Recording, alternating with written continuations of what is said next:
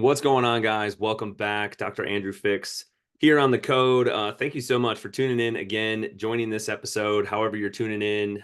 We really appreciate your time. And I always say this when we've got an awesome interview lined up for you guys. I'm very excited to get into this conversation, and hopefully you guys can take away some massive value from this. We've got Troy Taylor joining us, and he currently is operating as the Senior Director of Performance Innovation at Tonal. And you may have heard of Tonal, the at-home fitness equipment brand. I know some of you probably have it, but Troy, thank you so much for hopping on here and joining us, man. We really appreciate your time. Thank you so much for having me on. I really appreciate it. Yeah, absolutely. And I feel like lately, we were just talking off air. Troy's calling in from Park City, Utah. So we're both in the mountain time zone. I feel like I've had a lot of these longer distance calls lately. So it's cool to have someone that's really not that far away. But Troy, can you do us a favor and just give us a much more thorough introduction and background of yourself than the brief one I just gave you? So tell us a little bit about you.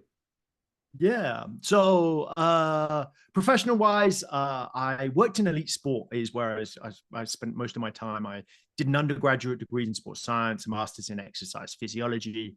Was fortunate to get a job straight out of university without dating myself. That's like late 90s, early 2000s kind of time. Working with the British Olympic swim team and then some track and field athletes for the 2004 Athens Olympics. And started sort of working in elite sport, really enjoyed it. Providing a whole range of sports science-based support.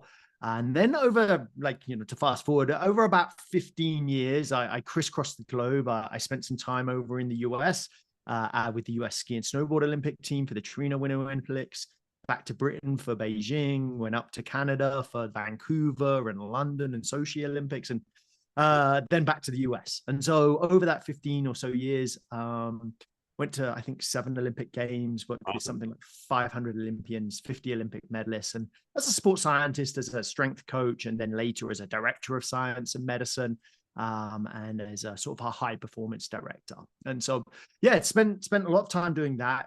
In my last role at US Ski and Snowboard as the high performance director, a lot of that role is about forward thinking innovation. It's not just like, how do we get the best science and medicine practitioners working around the team? And that is a large part of the role, but that's relatively smooth sailing. It's a relatively large Olympic team, been doing this for a while. That role is very much, where do we need to be in 2 years, 5 years, 10 years? And so as part of that work, I started working a lot with Silicon Valley, with startups, and in the technology space, and got really immersed in that over 3 or 4 years. Started mentoring on accelerators and various different kind of projects around that. And discovered Tonal, or Tonal discovered me, and a combination of those, which we can talk about more. But it accumulated in 3 years ago, leaving elite sport and moving over to a sort of fitness startup technology space. Yeah. Your background is fascinating. And I think, a lot of times people, I think, get like enamored or maybe enamored is not the word, but we just are dropping our jaw at the performance that gets put on display at things like the Olympics, right? That we have coming up here next month.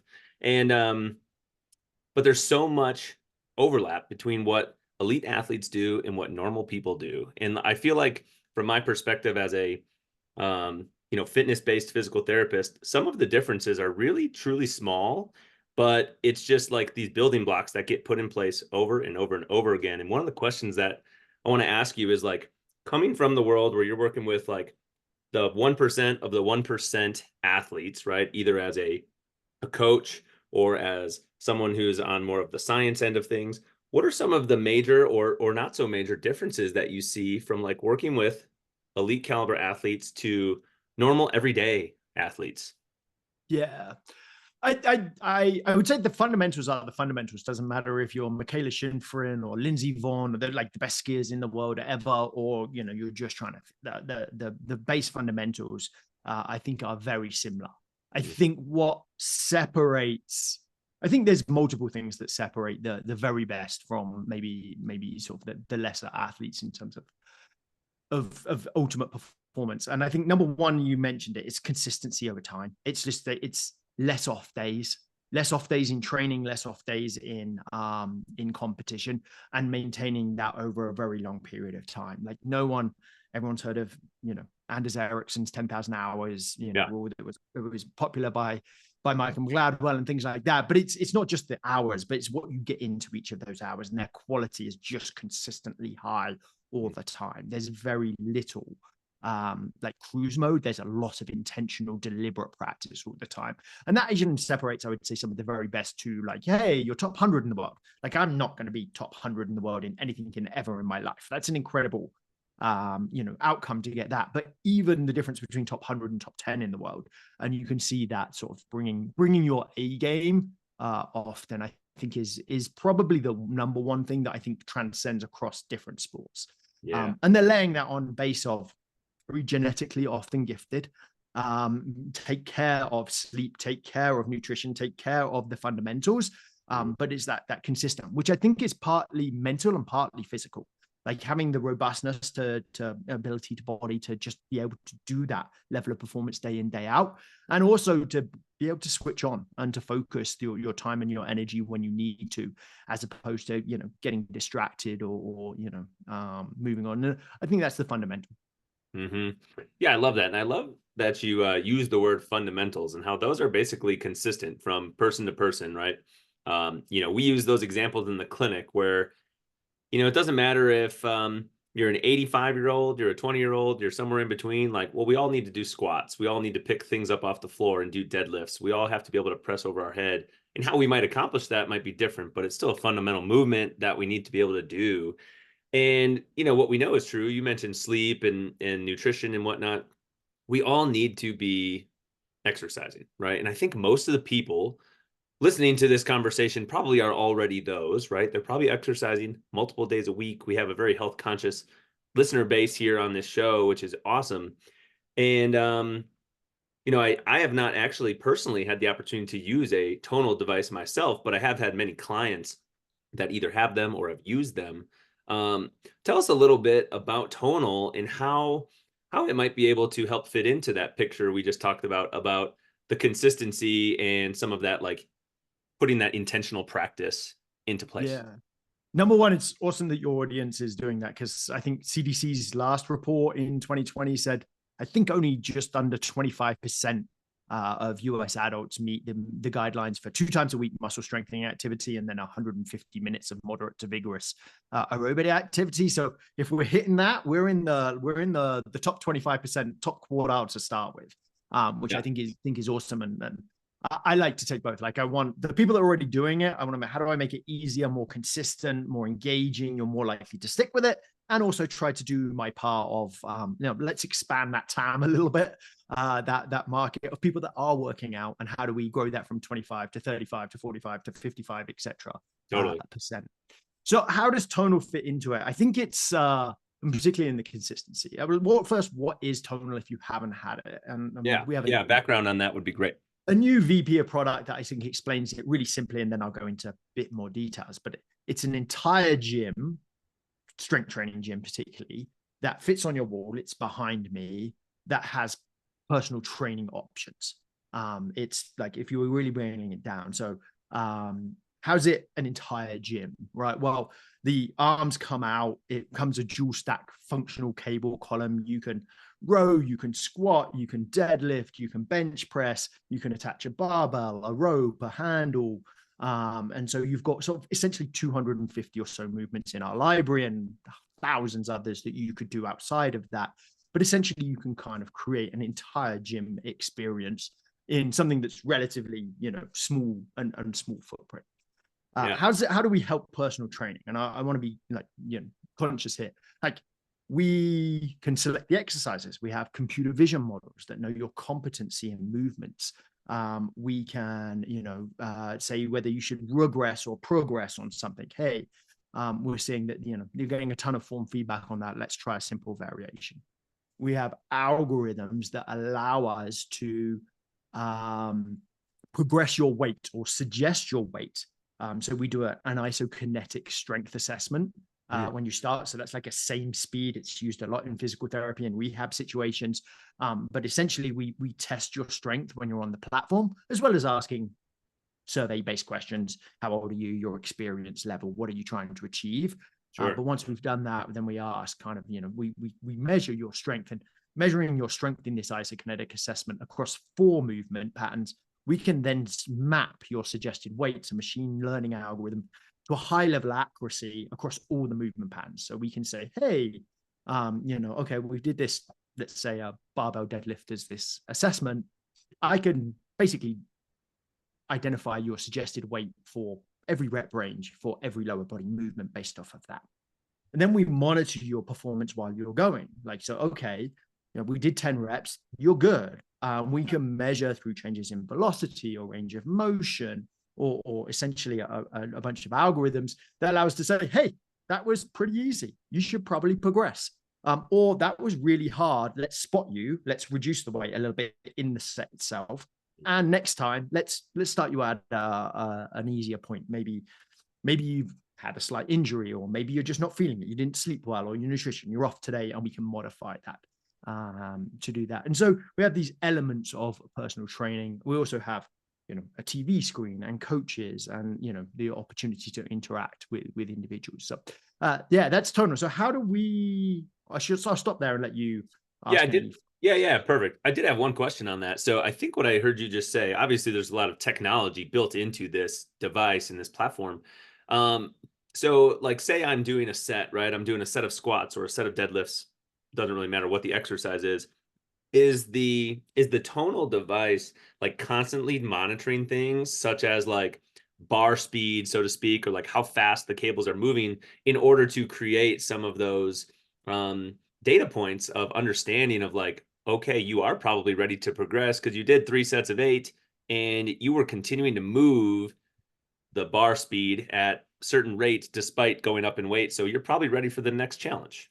Yeah, exactly. So we measure at 50 hertz, 50 times a second for every single rep of every single person on our platform in real time and monitor it. So it's the world's largest strength training database, I'm pretty sure, 6 billion reps. And so we measure all of those at 50 hertz. So yes, in that example, like I train in my home gym, or like, I've got a couple of tonals around the house. I work for the company, but so like I train exclusively at home. My wife may or may not be in the gym, in her office upstairs. If I'm working out, like one of the things that I'm like conscious of is like, hey, am I safe? Like there's no one for me to shout for a spotter. So we have essentially a spotter mode. When you're measuring, when you're working out, if you start slowing down too much, you get to grinding speed and you're really, really slow down, then we can peel the weight off automatically. And so you can continue the set or stop, but you're in a safe environment. In the same way, we kind of use it's a play on a reps in reserve model, like how close to failure are you? We internally call it struggle score. But we have an algorithm that says, hey, your struggle score said you had 3 reps from failure. Let's push it up by 1 pound, because we can do 1 pound increments next time you do it. Or it was really tough. We spotted you didn't make the desired intended number of reps. Let's peel it up. But yes, real-time monitoring to either progress you or regress you, which is a pretty cool feature. Yeah, I love that real-time monitoring, because we live in a society, right, where we want feedback and we want it right now. Like we want to be able to throw some food in the microwave and eat it 1 minute later. We want what we want. We want it right away. We don't want to have that delayed outcome or that delayed gratification. So if you can make those changes on the fly, just like working, using technology, just like somebody might be able to progress or regress more appropriately when working with a really skilled coach or trainer, rather than just winging it every time that they go to the gym. And I know one thing I have heard, I love the kind of internal spotter mechanism that you just mentioned in the struggle score, because I know one thing I have heard from people who work out at home by themselves in particular, compared to at the gym with other people, is that they sort of self-select not to push themselves as hard because sometimes they're afraid of not having a spotter or irritating or injuring something and not having the ability to call out to somebody. So I think that's an awesome feature that's built into it there.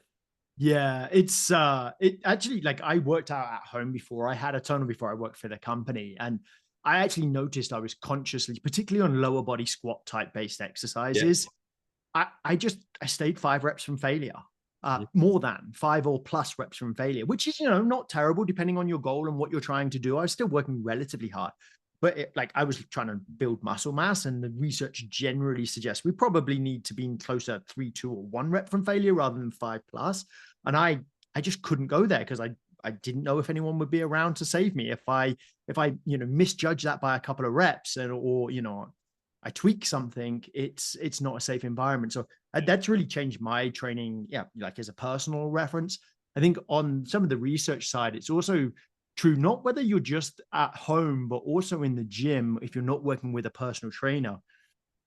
James Steele out of Southampton University did a research study a couple of years ago where they measured basically what do people self-select as a weight, as a percentage of their 1RM, and for how many reps do they do with that weight. And they found that the average person in the research studies that they looked at selected 53% of their 1RM. So like that's quite a light load. That's a rep range that you could probably do 25 reps with, somewhere in that kind of region-ish. Yep. And they averagely did 10 reps with it. So Mm. you were 10 to 15 reps from failure. And that was what the norm mean was in that research study. And so you wonder why people are not making progress. They're like, whether it's in the home gym environment or even in a sort of a public gym environment, if you don't have the knowledge of like how hard you should be pushing, what pushing feels like, or a coach to tell you, actually, I saw you, like whether I had bar speed or not, I can see with my eyes, you didn't slow down at all during that set. And if we're looking for hypertrophy and looking for muscle mass, Yep. maybe we need to push it a little harder, either a few more reps or a bit more weight. And so what Tono does is much like a trainer, kind of tells you when you put it, that was too easy. You need to keep it pushing. And so our average weight for 10 reps is 75% of 1RM, which is much closer. It'll put you in a 1 to 3 RAR kind of range. And then as you get stronger, we'll progress you. But yeah, it was really interesting looking at like just why do people not get like you're putting in the time, let's maximize the benefit of what you're getting. Like you turned up to the gym, you worked, you went in, you thought you worked hard, but you're not making the body comp changes or the physiological changes you want. That's awesome. That's awful. Like, let's try and help you get better. Yeah. Well, and I love that we sort of just came full circle there back to the conversation where we were having about like elite performers compared to average, and the intentional practice, like not just putting in the hours, but like the intentional practice to make sure you're squeezing every drop out of the time that you're putting in. It is so true. And I'm gonna grossly summarize this just to save us some time, but I think what Troy just said, you guys, is so important, where that study that he referenced talking about people self-selecting 53% of their maximum for a set. What we know from the data is that in order to consistently make strength gains, we need to be training and like managing our load in an amount that is at least 60% of our maximum capacity in order to keep year over year, month over month, like seeing progress. Because we're all going to lose muscle mass as we age, and maintaining it is so darn important for any function and any conversation of longevity that you want to have. Like the more muscle we keep on our bodies, the longer we live, the harder we are to kill, period. And like And the better that life is, not so just much better. yeah. Yeah, the quality just is so much more. And I sometimes joke, I'm like talking to someone, I'm like, if you were going to move, like you're packing up all your furniture and you're going to move to a new house, are you going to call your stronger friends or your weaker friends to help you out? You're going to call the stronger ones because they're just simply more useful people when it comes down to it. And I was just having that conversation like with a client about how we need to be operating at 60% or more when we're resistance training in the gym. And that doesn't mean for every single lift, but especially for the larger compound ones, if we're stopping so many reps shy of like what we could have possibly done, we're just simply not going to progress. And one thing I know that's also true from a research standpoint is as humans, it's nice when you have a piece like Tonal where you can use technology to back this up, but we are also very good at perceiving and rating things, right? Like selecting an RPE, rating of perceived exertion, of how hard something was. We're really good at telling like how hard was that on a scale of 0 to 10, and we need to stay in that 6+ range. So if you said like your guys' average is basically an RPE of 7.5, that is phenomenal. Like that's a great place to be when you're training, to not overcook it too much. You don't want every set to be 10 out of 10, but you don't want it to be a 4. So I think that is like so important. That's a great conversation we just stumbled into. Yeah, no, I think it comes back to that point of like just efficiency or effectiveness. Like, we, your audience, us personally have made the decision to exercise because hopefully we see the benefits, both health and function and all the other things. But I'm time starved. I'm like, married. I got a couple of kids. I've got, a job that's relatively busy. My days of wanting to spend or having the ability to spend 4 hours in the gym just churning out is can't that window passed for me a few years ago. I did live it for probably longer than most people get to, but Yeah. even I grew out. Now I'm like, how do I still know the benefits of this. I just want to get the maximum effect, not in the minimum time, but certainly in a short time window. I want to be really time efficient with my training schedule. And so I'm always looking, what's the biggest bang for the buck I can get? And if I'm training that far from failure or I'm not pushing it, depending on your goals, I think hypertrophy, yeah, we want to training closer to failure. Strength, yeah, we probably need a bit more, like higher percentage of our 1RM. Yep. Power, we need to move a bit faster. But whatever one of those I'm doing, I want to do it well because that's how I'm going to get the stimulus to get the outcome I want rather than just wasting time. And I think where like a personal trainer helps or a PT or, potentially technology can kind of help like calibrate you on like, okay, like I'm good. And it actually improves your self-awareness for your ability to rate that. Like I get to learn what a 7.5 out of 10 is. And then I get quite good at doing that. So I can apply that to other things in my life and other kind of exercises I do where I might not get that feedback. Yeah, I love that because I think there is such a carryover from, time, call it the gym, call it working out at home, whatever you want. Like the time you put in the fitness laboratory carries over so much into other aspects. Like if you push yourself in the gym, it's so much easier to push yourself in your personal life, in your spiritual life, in your emotional health, like whatever that area of life is, you can push yourself because you've been there and you've done it before. You started to talk, Troy, about efficiency and making the most out of our time. And I think that's a great conversation to have because I'm sure everyone on this podcast would agree. Like, we don't have enough time in the day, right? Like, we want to be able to maximize every moment that we have. And it's so hard to do all of the things that all of us want to do with all the responsibilities that we have of children and jobs and everything like that. Talk to us a little bit about how you guys have seen in the past few years since you've been at Tonal, like how Tonal can really fit into that efficiency standpoint of maximizing somebody's day or week or 10 years or whatever that might be. Yeah, absolutely. It's a big one for me. I think there's a few layers. The fact that I literally have, when I hang up this podcast Zoom call, I have no excuses not to work out. Like it's literally there. Like there is no time that it's going to take me to, get gym clothes and go to the gym in terms of that. I think it's James Clear in Atomic Habits taught like make it obvious. The fact that it's in my house and it's intentionally on my wall and things, I've put it in a spot. Like this is not like there's nothing wrong with putting it in a garage, but like I'm putting it in a spot that I'm making it obvious. It's making it easy for me to want to do it. I minimize time cutouts of that. That would be number one.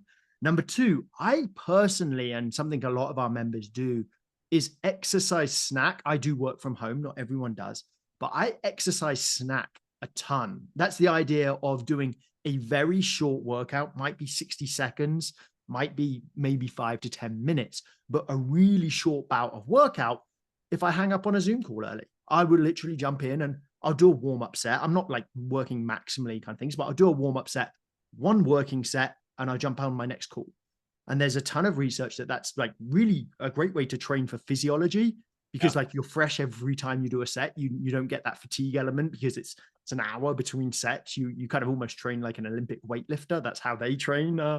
Yeah. But it's I'll have, also really good from a cognitive benefit, right? You get this little stimulus of brain neurofactic. I'm not a neurophysiologist, but there's a ton of research around the benefits of exercise for short-term executive function, memory, working function of the brain. And so you get this cognitive benefit. So that's number one, like it's easy.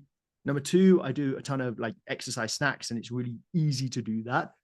I think the other ways that you can start thinking about it is not maybe me individual, but like looking at our membership, is the ways that we can be time efficient in programming. Like if I release two programs or two workouts, one used traditional straight sets. So it'd be like, I don't know, 4 sets of 10 repetitions of bench press, 3 sets of 10 repetitions of squat, or whatever it might be. Straight sets with 3-minute recoveries. Fairly typical session that you might prescribe to an athlete or to someone to looking there. It's going to take me 60 minutes to do a whole body, or 45 minutes to get through 6 or 8 different exercises. Right. Well, if I made that antagonistic paired sets or a superset, in that I work chest, then have very short recovery, and then I work back, right? Yep. Antagonistic muscle groups, or peripheral groups would be I work legs and then I work shoulders. They're not related. I can take one of those 3-minute recoveries almost completely out the window. I've cut the training session by a third by just doing that. So we program a ton of supersets and of trisets and of giant sets. This idea of where I can pack in a lot of work, I still get high quality work, but I save on a lot of the recovery time if I was working the same muscle group again. And actually, it just dropped this week. Brad Schoenfeld, who's a hypertrophy researcher, very well known, who's on my advisory board, just released a paper showing that it doesn't inhibit your gains. You get the same outcome with, I think, 36% less time by just doing supersetting rather than traditional training. Yeah. So it's there. And then we start adding in a whole bunch of others. We talked about like our ability to monitor the bar speed or the handle speed. Yep. We can change the weight between reps, but we can actually change the weight within a rep. So we have something called eccentric, which is essentially accentuated eccentric loading would be the research term, AEL. But people are 25% stronger in an eccentric direction on average than they are in the concentric. There's ways that you can work that in the gym, but it involves funky weight releases or a bunch of spotters. It's a mode on Tonal where we can essentially add 25% additional weight on the eccentric than we can on the concentric, which is really good for maximal strength development. We also have a mode called chains. So we talked about power a little bit, like just earlier. Chains is a really useful technique for training power. We're stronger at the end range of motion where we're moving the bar faster. By adding chains, we load that up so we can work on peak power better, which some people may say, wow, why do I need to worry about peak power? Peak power for health span is the metric that matters, in my opinion, more than any others. It's power that's getting you up the stairs. It's power that's getting you out of the chair. It's power that's helping you walk across the street. It's power that's getting your bag into the overhead luggage on the airplane. They are force exercises, but over short periods of time. Yep. And so, that's another way that we have efficient training techniques by utilizing antagonistic paired supersets with some of these modes. You're getting a ton of stimulus, real short time period. Yeah, I love that because, I mean, imagine if you could have 36% more time, right? If you could shrink your fitness time, but not sacrifice the gains and the benefits by 36%, imagine all the stuff that you could do, right? You could exercise more if you wanted to. Two, you could do anything else more, spend more time with your family, get a little bit more sleep, whatever that is. I think we would all take that trade-off anytime. And I mean, I think people want that. People want the, like, how can I get the maximum benefit in the least amount of time? Like what's the minimal effective dose or whatnot? Yeah. And that's another one where we play around. Well, what's the minimum effective dose in the research? So we have programs that are literally called minimum effective dose, like just do this. But the self-selecting of time is so critical. In our membership database, I get to see what's successful, like what programs or workouts do people take, and like it's their choice, right? We recommend stuff and we have an impact on how we recommend, but what people choose to do is their choice. They have autonomy in that decision. But like time is a huge one. Like 15 to 30-minute workouts, boom, they're going to be like 3 to 5 times more popular. More people will self-select that than a 45 to 75-minute workout. Yeah. Like it just makes sense, right? People have short time windows to work out. My job and the team's job is like, how do we make that 15 to 30 minutes just as effective as that 60+ minute training session? And then, you choose what you want to do with the rest of your time. Train a different muscle group, go for a walk, spend time with your family, with your kids, go to work, whatever. But Yeah, play around. Yeah. Well, and I like the eccentric piece, uh, accentuated eccentric loading that you mentioned, because I think all of us can understand that we're stronger eccentrically. Probably the most easy to picture example for me right now that pops up is like we might have somebody who cannot do a body weight pull up, but if we stack up some boxes or a bench and we get their chin up to the height of the bar, most people can, in a controlled fashion, lower themselves back down, right? They don't just drop down at the same speed of gravity. They can resist that a little bit more. So we're stronger lowering ourselves down eccentrically from that pull up than we are being able to pull ourselves up. Um, Rarely do you get to work on that without something like, because you totally. generally have to, you can only put down what you can pick up kind of thing. And it's like, Yeah. if I can't pick it up, I can't lower it slowly. This mode allows us to manipulate it, which is Yeah. nice. Yeah, that's a cool feature. And you're so right on power being like a longevity measure. Sometimes I hear the phrase one rep max living, right? Like we don't do things in real life 3 sets of 10, right? Like we're lifting something really heavy one time.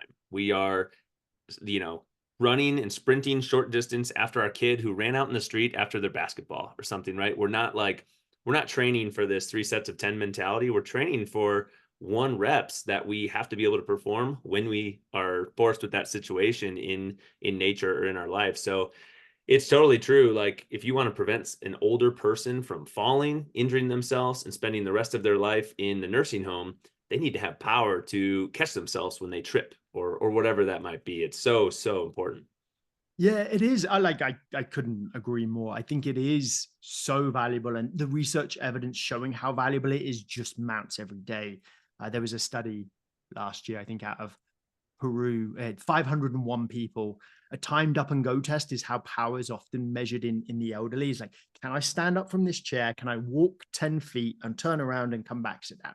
And how long does that take me? It Yep. doesn't feel like power to a super healthy individual, but you've got to get out of a chair. So you've got to do it relatively quickly. You've got to walk. That's gait speed, which is power related. And you have to sit back down under control. Like the relationship, they measured them once and then measured, I think, every year for about six or 7 years. Mhm. And if you were less than 15 seconds, your chances of dying, mortality rate would virtually not. Like you were going to stay alive. These are 65 plus individuals. Yep. Pretty much zero mortality or very close to zero mortality if you took you less than 15 seconds. Yep. Took you more than 15 seconds, Yeah. every single year afterwards, increasing likelihood of mortality by a substantial amount. It wasn't a little kind of thing. So I think it's number one, it is super valuable. Number two, until I started looking at this research, I don't know the last time I really worked on power. I'm 45 years old. Like I played competitive sports when I was younger. I had my fair share of injuries and kind of things. And like it happened to me probably in my late 20s, early 30s. I stopped moving quickly without being intentionally building into my program. Everything I did, I was still lifted in the gym and I still went for the occasional run or doing, but I didn't sprint. I didn't like lift with intent quickly, move my body through these various planes of motion. Mhm. And then I started, reading more and understanding more. It's like, actually, I really need to work on this property in a controlled way. It's not like I, need to go out. I'm not powerlifting. I don't do Olympic lift cleans or that type of power. Yeah, I move with some intent, lighten the load a little bit, move quickly. Yep. And I don't think the average 30, 40, 50-year-old is probably doing that as much as they should. Yeah, and let's stay on that for a second because I think you're totally right. I think, well, and I shouldn't even say I think, I know that you're totally right because I've fallen into that. I know many people who have. And I was a collegiate two-sport athlete, and then but after I got done playing college sports in my late 20s, early 30s, like I'm just working out, right? I'm just going to the gym, going for training for half marathons and stuff. Like I'm no longer doing the fast stuff as much.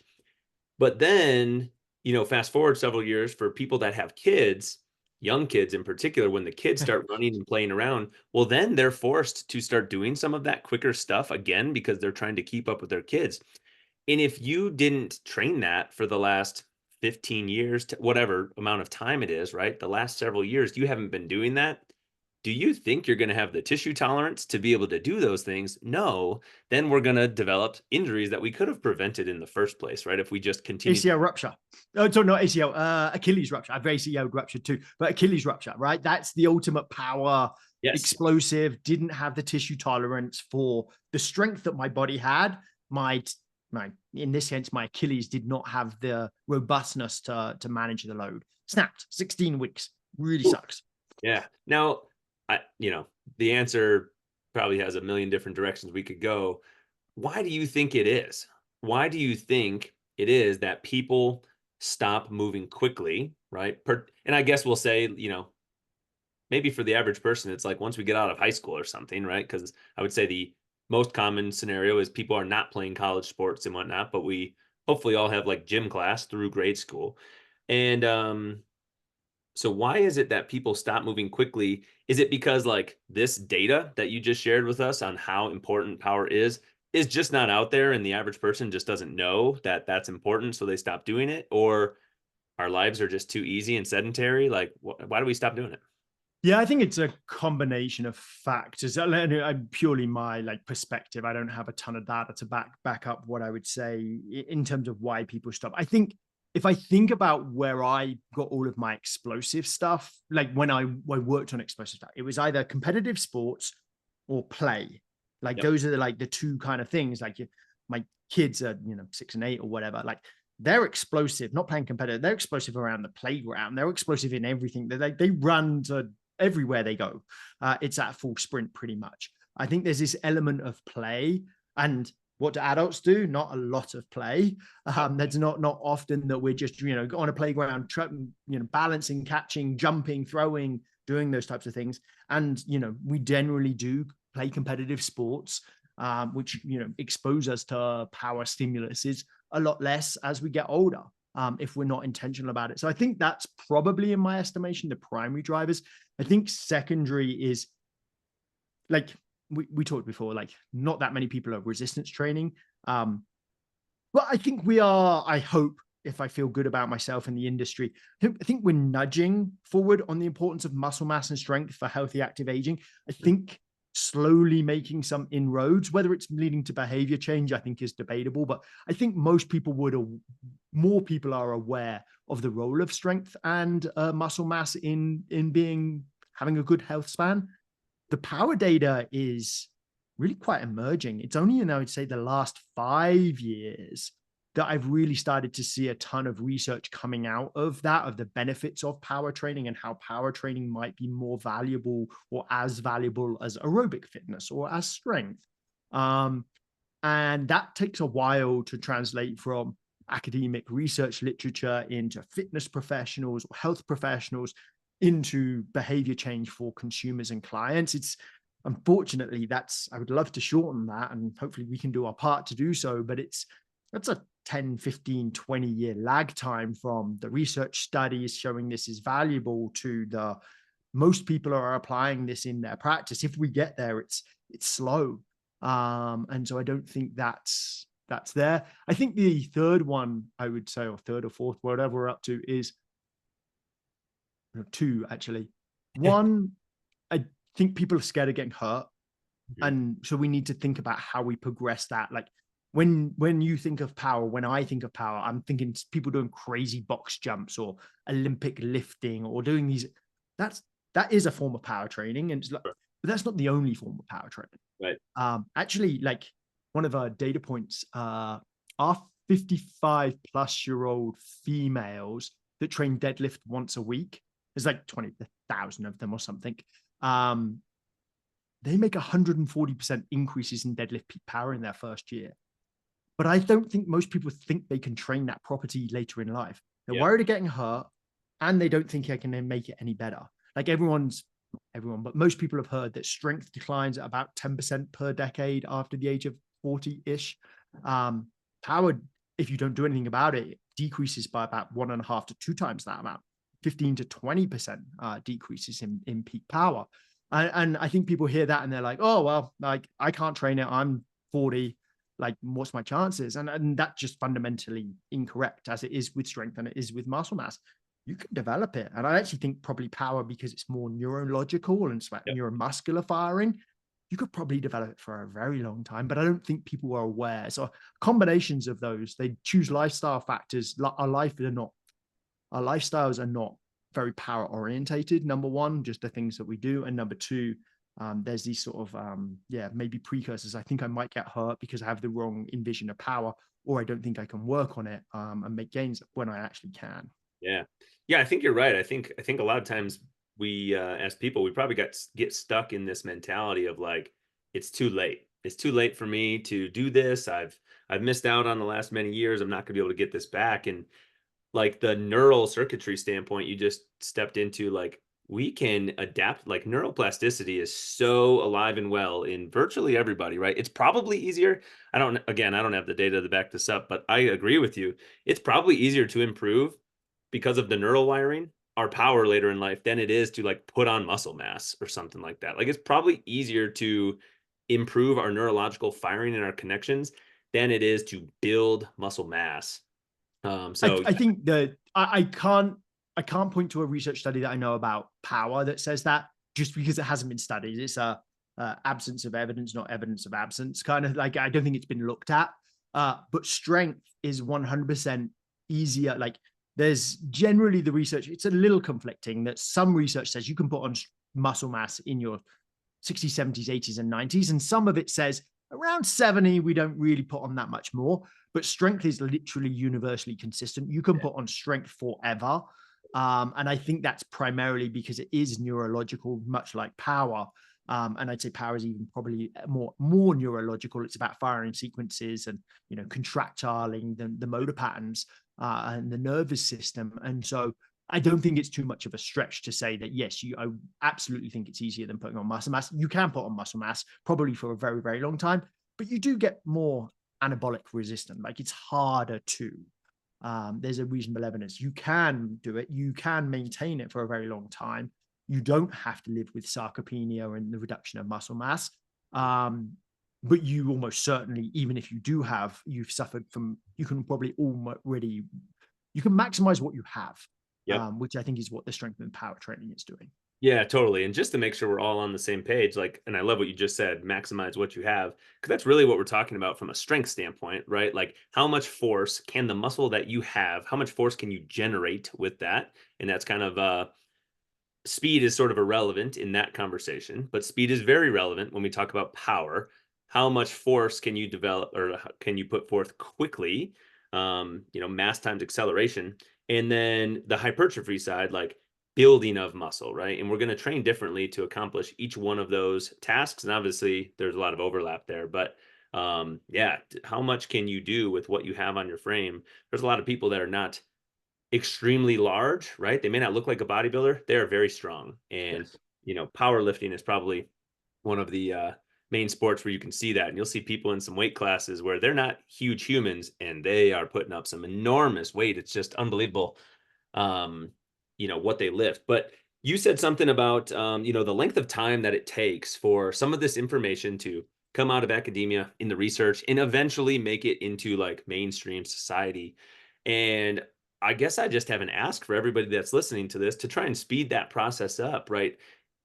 Hopefully what we're talking about sparks some thoughts or some questions in your mind. Like, please share this conversation with somebody that you know. Like, share this podcast, text it over to them to make them listen to it. And like, let's speed up the process of sharing and getting this information out there, because it's so easy to pass this on to someone else.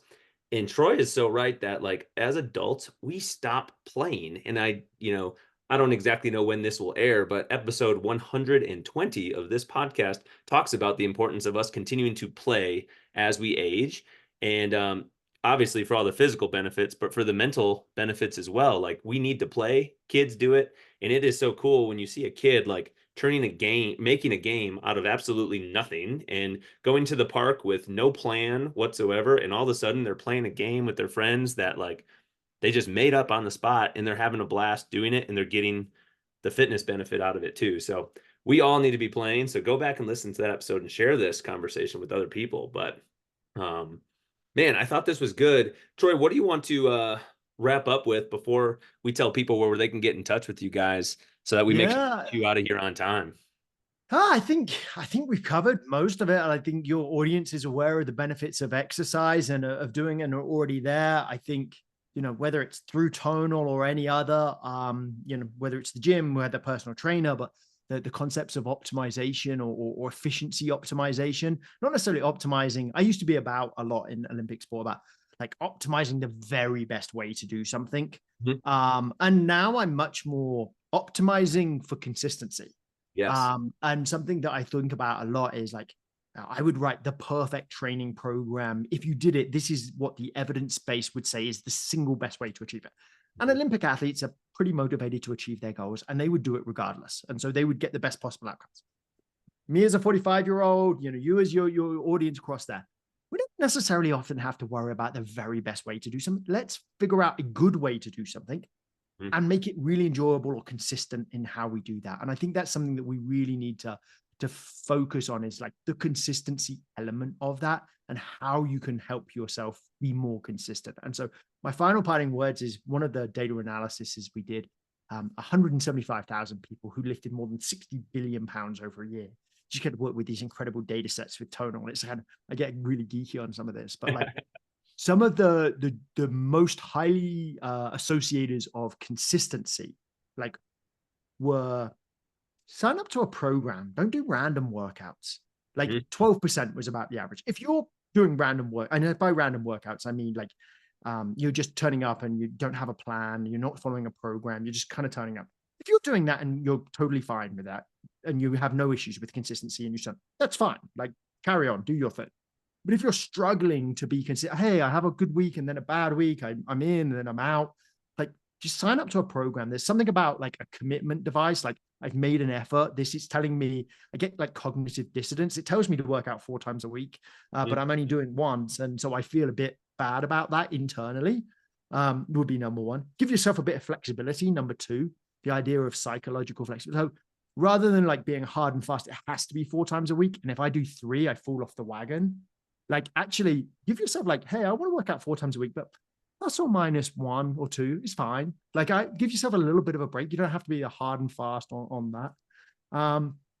The one of the other data points was around sort of the role of social connections and whether that's online. Like we have simple data. If you follow 1 to 10 friends on Tonal, you're almost 20% more consistent immediately. Just Yeah. you'll just show that, or in the gym and find a gym buddy, an accountability buddy, but make some social element to it. And number three was like track your progress. Like Mhm. I often, and I missed out on this one for a long time. It's something you do for an elite athlete all the time. You're like, we need to get to here. We're currently here, and you show them the path, and you go. But in my own training, I kind of forgot that. I was like, I turn up, I do my thing. I can't remember if I'm any stronger than I was 3 years ago. And eventually you get kind of a bit deflated and a bit like, I guess, lose motivation. Yep. Tracking progress, people that track their progress on our app, again, something 10-15% more consistent than people that don't track the progress. Yeah. And so like, hey, if you're lifting and or exercising, you're likely to make benefits in it. And so like remind yourself of those. The changes are small and slow. So like have some prompts so you can continue to like, oh, I have made big progress. It doesn't have to be like these massive transformation for body composition, but hey, my heart rate's 2 or 3 beats lower per night. Like I probably made some cardiovascular changes. I put 5 or 10 pounds on my squat over 6 months. Like just showing those. You don't need to make these massive changes, but track your progress and like reward yourself for that progress. I think is usually important. Yeah, man. I mean, it's pretty simple, right? When you say it like that, it's simple. Be consistent, allow some flexibility, like where you're not like so rigid where you fall off the wagon if you're like, oh, I missed one day, I'm done.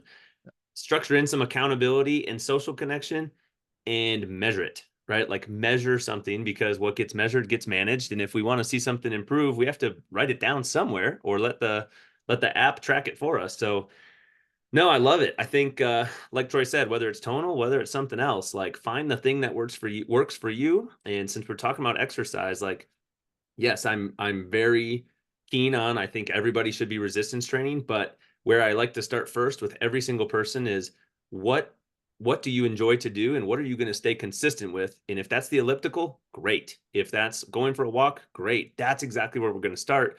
And then we can layer in those other things, right? But what are you going to be consistent with? Start with that, and we can just knock the dominoes down later. So, and build upon that. So, Troy, as we let you out of here, what's the best way for folks to get in touch with you? Where can they find you guys online so that they can get their future questions answered? Yeah, questions about Tono is probably best to go to the Tonal website, tonal.com. There's an Instagram account there for on Tonal too, where you can kind of check out more about the product and the members that are involved and things like that. Me personally, I'm on Instagram at Strength Science Troy on Instagram. I share generally what we're talking about, evidence-based. Like, this is the latest research. This is how Tonal's applying it. A few videos of me working out on Tonal, things like that. And I'm also on LinkedIn under my name. I don't know how to get to LinkedIn, but you'll see my picture. Awesome, guys. We'll put that stuff in the show notes. We'll link those sites in those handles for you so that you can easily find them. And if you have any questions that came up from this conversation or just anything else that you want us to talk about on this show, please be sure to let me know. You can find all my contact information there. Send it out to me. And man, I hope you enjoyed this conversation with Troy Taylor with Tonal. Troy, thank you so much for joining us today, man. Really, really appreciate this conversation. Absolutely my pleasure. Thank you so much for having me on. I really enjoyed it. I hope everyone else did too. Cool. Thanks, guys. We're going to wrap up this episode of The Code. But before you go, if you've not already done so, you can imagine how important reviews are for us to get this show out to more and more people. If you've not left a review on whatever podcast platform you're using, please scroll to that area, drop a 5-star review on there, and help us get up to 200 5-star reviews. And whether it was your first or you've been here for a lot of episodes, we look forward to catching you on the next episode of The Code. See you later.